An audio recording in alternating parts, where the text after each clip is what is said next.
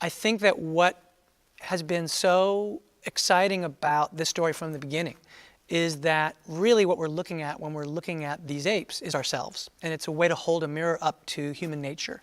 And, you know, the most human character in all of these films is Caesar, who of course is an ape, not human. I was so drawn into this idea of watching these apes sort of behaving in ways that really were about us. And I think that there's a kind of universality to it because the ape behavior and the human nature is very universal.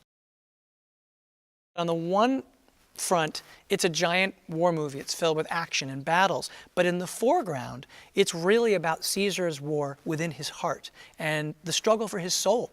Will he lose any sense of, for lack of a better phrase, humanity?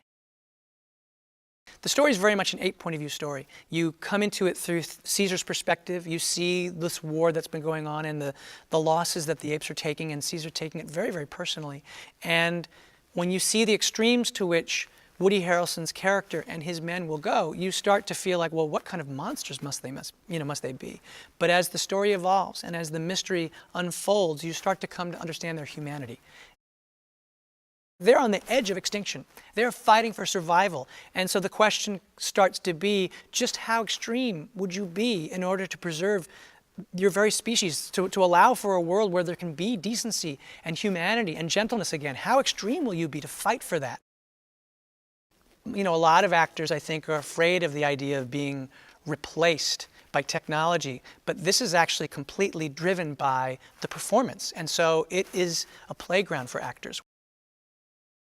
When something is performance capture, it means it's driven by performance, and performance is often driven by surprise, discovery, because when things are happening and the camera is rolling, you've caught it, and that moment illuminates something, and that only comes when you're willing to throw away, to some degree, what you've got. Of course, you have your roadmap, you have your script, but try to find something deeper, some more surprises, and Andy's that kind of actor. He was constantly surprising me, and to get to sit there and be an audience to what he was doing as he was exploring that character, is just something that I'll never forget.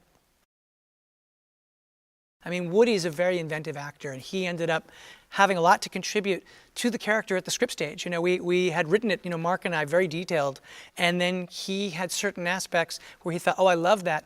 Can we try to eliminate that further? And we got into a really great dialogue with him about that so that we could really explore his humanity, and it was really fun. Over Skype, which is ridiculous, he made me cry. And he was so connected in a real way to this character. And I talked to him afterwards. He was very worried, like, am I supposed to be playing this as an ape, and how did I do it? But he forgot about all of that and was just being completely authentic in who this character was, and seemed to get him in such a way that was both very disarmingly funny, but truly heartbreaking as well.